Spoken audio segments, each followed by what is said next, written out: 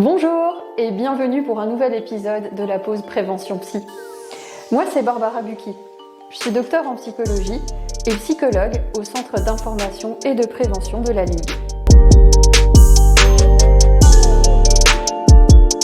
Il faut être attentif à plusieurs choses. Donc le premier, c'est déjà, est-ce qu'il y a eu un changement dernièrement dans ma manière de me sentir ?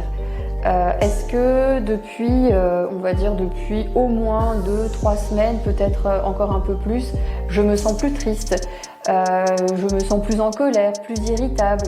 Est-ce que j'ai perdu l'envie de faire des choses qui auparavant me donnaient du plaisir? Donc ça, ce sont des premiers éléments très importants à prendre en considération et à ne pas prendre à la légère. La deuxième chose à prendre en considération, c'est l'impact que ces changements ont sur la vie quotidienne. Est-ce que, par exemple, le fait d'être tout le temps maussade me fait me couper de mes collègues? Est-ce que, par exemple, mes amis me demandent moins de sortir avec eux, de faire des sorties ensemble parce que je suis peut-être de moins bonne compagnie? Est-ce que le fait d'avoir des difficultés à me concentrer, ça va m'apporter des difficultés à remplir mon travail, à remplir mes tâches quotidiennes au travail? Donc ça, ce sont des choses à prendre aussi en considération. Il existe plusieurs possibilités. Et la première, peut-être la plus simple pour les personnes, ce serait d'en parler à leur médecin de famille, leur médecin généraliste, pour plusieurs raisons. La première, c'est que certains troubles psychologiques peuvent avoir une cause physique. Et donc le médecin de famille peut être, avec ses compétences en médecine, habilité à prescrire des examens complémentaires, des prises de sang, pour vérifier par exemple que ce qui nous arrive n'est pas tout simplement une maladie physique. Pourquoi en parler à son médecin de famille aussi? Peut-être tout simplement parce que c'est la personne, le professionnel qui nous connaît le mieux. C'est souvent la personne qui est la plus accessible et avec qui, oui, on pourra avoir un rendez-vous le plus rapidement possible. On peut aussi en parler directement à un psy. Alors, un psy, c'est quoi? Ça peut refléter différentes professions en fait. On peut compter dedans les psychologues, les psychothérapeutes, les psychiatres, qui sont trois entités différentes qu'il faut bien comprendre pour pouvoir s'orienter au mieux.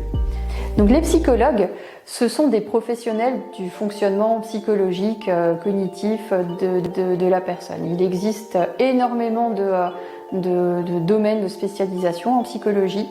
Ce qu'il faut retenir, c'est que ce ne sont pas des médecins, ce sont des personnes qui ont, dans la majorité, suivi un parcours universitaire de niveau master. Les psychologues peuvent nous soutenir, nous accompagner au quotidien lorsque on rencontre des difficultés dans la vie, si on a une situation difficile à vivre, ils peuvent nous booster, nous aider à retrouver notre estime de nous-mêmes. En fait, il y a une grande diversité de psychologues. Donc ensuite, il y a les médecins psychiatres. Les psychiatres sont donc des médecins qui ont suivi une spécialisation de 4 à 5 ans en psychiatrie, au contact direct avec des personnes qui ont des troubles mentaux. Avec leur qualité de médecin, les psychiatres peuvent prescrire un traitement médicamenteux. La plupart d'entre eux sont aussi psychothérapeutes, il faut le dire. Et ils sont habitués à coordonner le parcours de soins des personnes et poser des diagnostics et effectuer le suivi. On peut aussi rajouter qu'il existe des psychiatres spécialisés dans le soin des enfants et adolescents, ce sont des pédopsychiatres. Alors il existe aussi au Luxembourg le titre de psychothérapeute qui est reconnu depuis 2015. Donc les psychothérapeutes, ce sont soit des psychologues, soit des médecins. Donc parmi les médecins, ce sont majoritairement des psychiatres. Donc psychologues ou médecins qui ont fait une spécialisation, une formation en psychothérapie. Et cette psychothérapie, en fait, la psychothérapie, c'est un véritable traitement psychologique en soi. Vous connaissez peut-être des méthodes de psychothérapie comme la thérapie cognitivo-comportementale ou la thérapie systémique. Il existe une multitude de psychothérapies, de méthodes de psychothérapie. Ce qui est important, c'est de ne pas trop tarder avant de parler de nos problèmes à un professionnel. Tout comme on le fait pour des problèmes de santé physique, il est important de considérer nos problèmes de santé mentale de la même manière. C'est-à-dire que plus tôt vous agissez, plus vous augmentez vos chances de vous rétablir vite et plus vous diminuez le risque de faire une rechute plus tard.